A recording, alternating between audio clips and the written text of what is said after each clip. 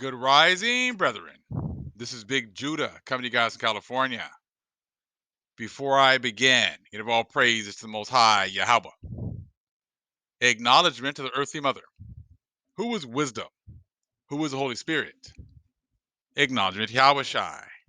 I pray the Most High blesses this lesson this evening, gives more knowledge and understanding of the events of the past, in order to understand events that are currently happening on the earth, so we get a much better understanding of the things that are soon to come on the earth. Brethren, I'm going to cut this video before the Gentiles have their victory lap this evening with the Biden speech marking the 1 year anniversary of the COVID debacle. Now, it can start to make more and more sense as to why pretty much right after, March 1st, it's been nothing but rosy news. So they could try to mark their victory after the first year of COVID and how they had this miracle that has pretty much taken over for them and has leading them back to life as normal. Now, something we want to get back to, there's also nothing is happening by accident or coincidence. All of a sudden, the British royalty is in the news, being accused of racism. And we all know that all these different organizations are all racist. Everything it breaks down to two camps: the camp of the Most High in Israel, and in the camps of the priests of Mahan, who are against the Most High and the Most High's chosen people. It's very simple. But to even bring this up at this point, that's just the Most High just showing the connection between Britain and America. They rose together, and now they will fall together. They receive the blessings of our lands. And you're gonna see. We're gonna read a little bit out of this book here. It was shared with us by one of the brethren in the nation, and you're just gonna see when you understand how the Most High broke things down with the three sons of Noah, and he broke down their blessings, and he broke down their lands. Shem has the best lands. That's just the way that it broke down. So if you want to find Shem's lands, look for the most productive lands. Now, the 1940s, the Balfour Declaration, you started to see how the Americans and the Britons, especially the Britons here, wanted to hide the fact that they were connected with the Most High's chosen lands. So they had to make up. These guys are really good at making up new lands. And then just like the video I did about Spain and Rome, and how they had to kind of like they had these stories and they had to make these landmarks fit the stories. So they did exactly the same thing with the Bible. They had to, go over there to Palestine, which they had just gotten, the British, and then they had to establish a homeland. And then they tried to make it seem as if all the events in the Bible happened over here in the so-called Middle East. And anyone that went against that notion, they pretty much ostracized and made it seem as if they were crazy. We're going to talk about these lands that the Most High has made, such great lands where they could sustain the whole world. Those would be the lands that would be given to Shem. And they're not open to the Most High knew which ones are the great lands, so therefore he would make sure that he gave those to his children. His children always got the best. Hamites got the hot lands, Japheth got the cold lands. But they tell on themselves in these books. When you understand that, you don't have to wait for them to tell you which lands are what. Just look at how, you know, productive the lands are. Where are the lands that have the richest, resources? Those are the Most High's chosen lands. And those are going to be the lands that the Gentiles are about to get swept off of.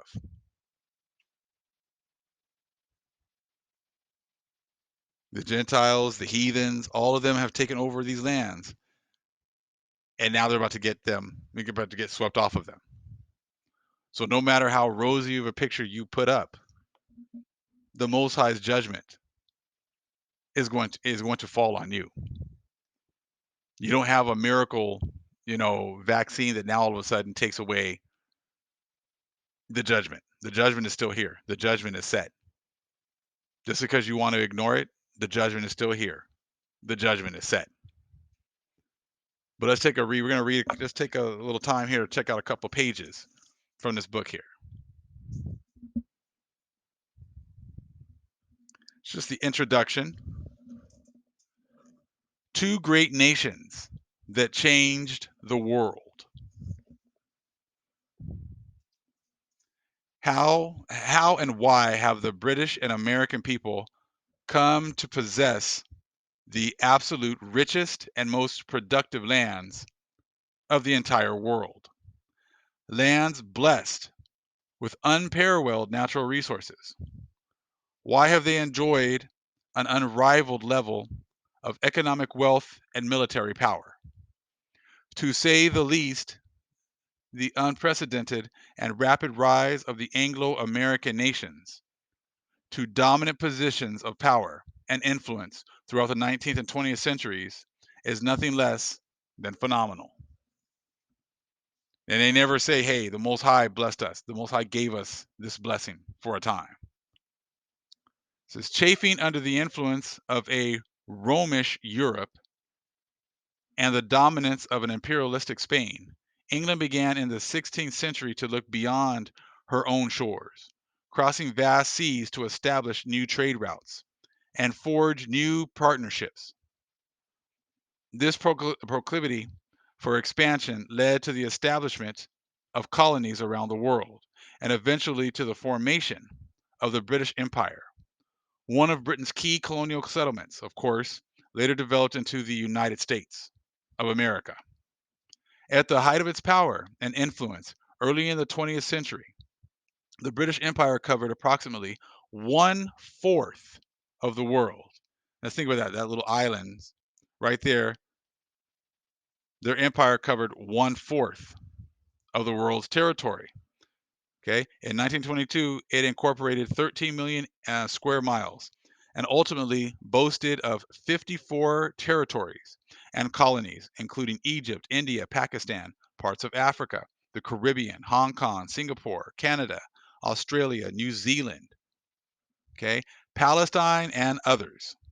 Today, 16 of the original members still recognize the British monarchy as relevant in terms of national politics. The empire also possessed or controlled several strategic sea gates, the Suez Canal, Gibraltar, the Cape of Good Hope, etc. It was without question the most expansive and influential empire in the history of the world. Now, I don't believe that, but they want to say that because they want to make it seem like whatever they've done has never been done before.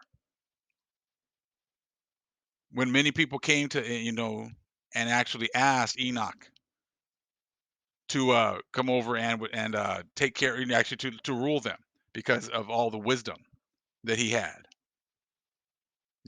So I really doubt this was the only most expansive and influential empire in the history of the world. Because the Most High is going to definitely, when he had, what is it, Solomon running everything, ruling. I said that was definitely probably one of the most expansive and influential empires in the history of the world. Historians agree with Britain became the preeminent nation of the world. As a consequence of wresting itself from French dominance, indeed, after defeating Napoleon in 1815, it became clear that Britain, okay, was the undisputed ruler of the civilized world, supported by unrivaled naval power. What followed was a century of peace, Pax Britannica, cut short only by the German militarism that triggered World War I in 1914. While the British Empire, okay, was built on the principle of imperialism, it was by no means tyrannical. Many of its colonies and territories experienced newfound freedoms, increased commerce, led to added jobs and better living standards. Okay, they're going to be tooting their horn here, like they're like Biden's going to be doing later on, talking about all the great things that they've done.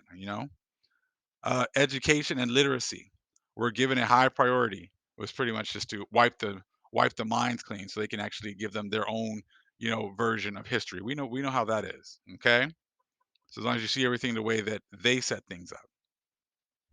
Okay, many subjects were able to own land, and for the most part, okay, one could practice the religion of his or her choice. And like I said, we know that's not true. Okay, because all the other religions lead to the priest of Mahan. So just because you're a Buddhist, Muslim, different branches of Christianity, you're all still part of following the priest of Mahan. The only truth is that of the Most High, and then the gateway to that truth is through His people. Okay, religion of His choice. Plus, there was the important benefit of security under Britain's impressive military. Ultimately, most of the empire's colonies flourished into politically stable and highly productive territories. In time, the growing New England colonies broke away from British rule. Now we're going to get to the part where it's going to be proving where the Holy Lands are, okay? Mostly owing, okay, to oppressive taxation by England. Concepts such as democracy, demon rule right there, freedom of speech and religion, and power invested in the people would eventually become hallmarks of the world's most successive republic, the United States of America. Okay, the same zeal for freedom helped to inspire the Industrial Revolution, which was mostly, I'm sure, most of our people's inventions. Okay, they're always taking credit for our people's inventions. Okay, Industrial Revolution, which has obviously changed the world in innumerable ways.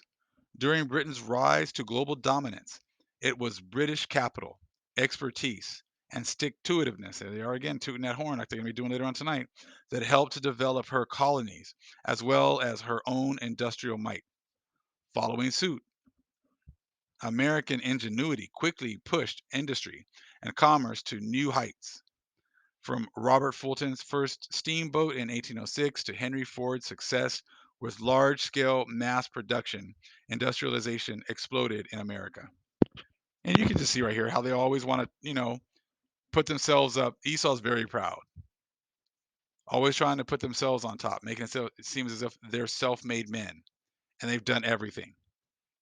As you can see that example right here, that's exactly what you can hear later on tonight about how they've gotten through. They're always, trying to give themselves credit when it's the Most High who either has raised them up or is about to take them down.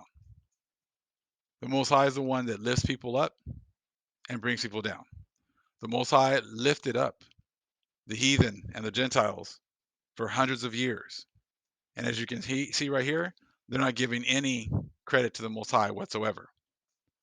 Later on this evening, you're going to hear the same thing from Biden. They're going to be propping themselves up, giving themselves credit, making it seem as if their vaccines are now their way to back to normalcy. And there's many examples. There's one, I think it's in the book of Jasher. I couldn't find it. I was looking for it, but it talks about one of the sons of Esau who prayed to the Most High and asked him for victory. The Most High blessed him. If you guys remember the name of the story, please put it in the comment section. The Most High gave him victory. And this, descendant of Esau, after he got the victory, did he go and give credit to the Most High? Absolutely not. Absolutely not. Took credit for himself. That's what's in their spirit. That's what you hear right now. That's what you're seeing right now here in this book about how they've done everything. the Industrial Revolution. They did everything, but they never give credit to the ones who are actually the ones doing all the work. I watched Hidden Figures, and you see how they treated the sisters there who was actually doing all the work and giving her absolutely no credit, giving her all the work and not letting her even put her name to the reports. As soon as they were done and they got that IBM computer, they just discarded her like like she wasn't needed anymore, and they were good now. But this woman was doing the work of the computer. She was actually having to check the work of the computer at the end of the movie. But they hide all that information. And I like how they try to make themselves seem as if they were, such moral people by allowing, they changed the whole rules of the bathrooms. So the things they put in movies, which is not true. Like all of a sudden in NASA, we're all the same and we're all going to be equal. We already know that's not true. But that's Esau and the other nations. They take credit for what we've done because they're not used to actually, they're proud. So they're not going to tell you the truth. They're not going to tell you who invented all these inventions. They're not going to tell you who is responsible for making life better here in the world. And that would be our people.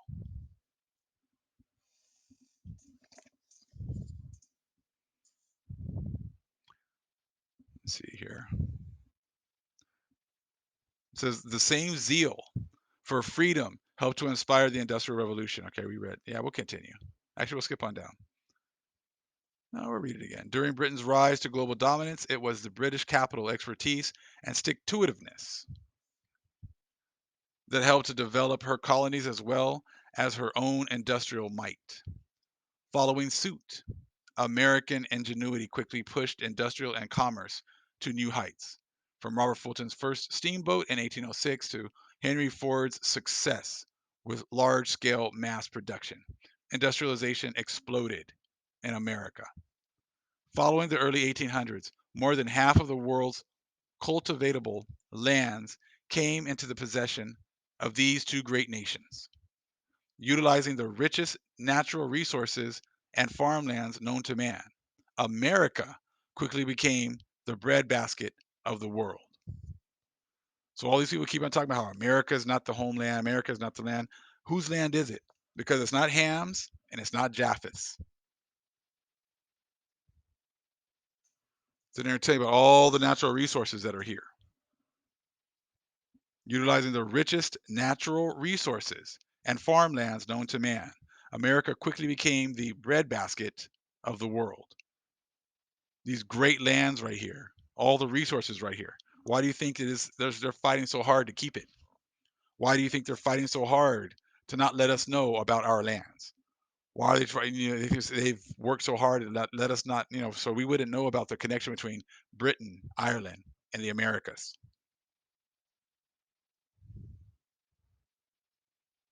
Because they know that they're about to be taken off of these lands.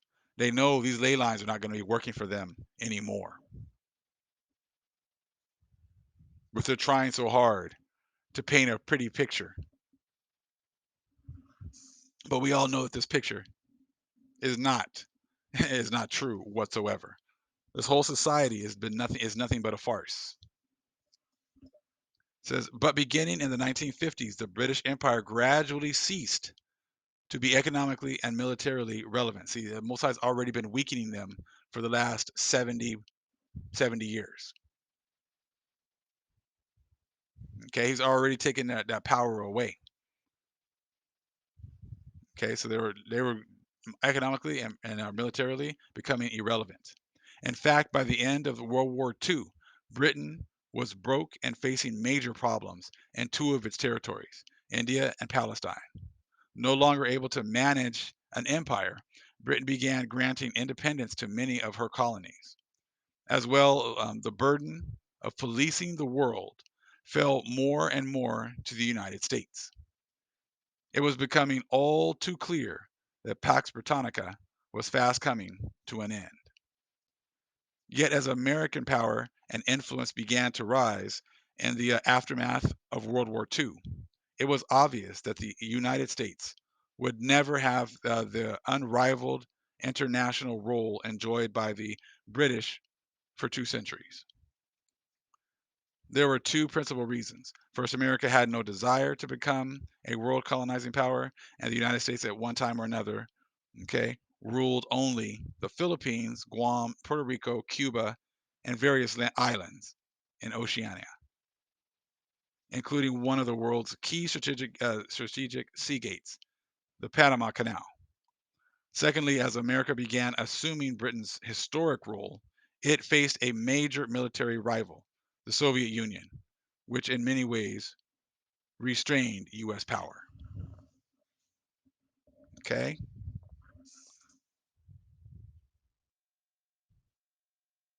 But what you're seeing, is the Most High has already weakened them. If you think of it for the last, from the 50s all the way to the 2020s, for the last 70 years, he really shut everything down in March 2020 to March 2021.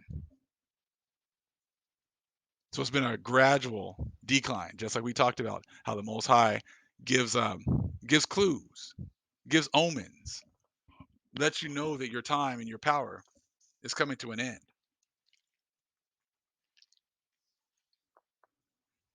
And you're going to see Esau.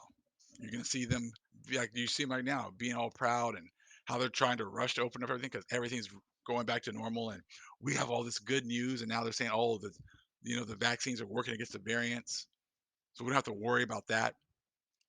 You can say all the cases they're still plateauing so we don't have to worry about them going up anymore. You just listen to the news and stuff that they say. We're like okay that's fine. You got about another week, a little bit over about 8 days before the new year starts. And we'll see where we're at when the new year starts. We'll see where we're at when the Most High really starts to open up. And then grace time is over. That's what we're quickly leading up to. Grace time being over.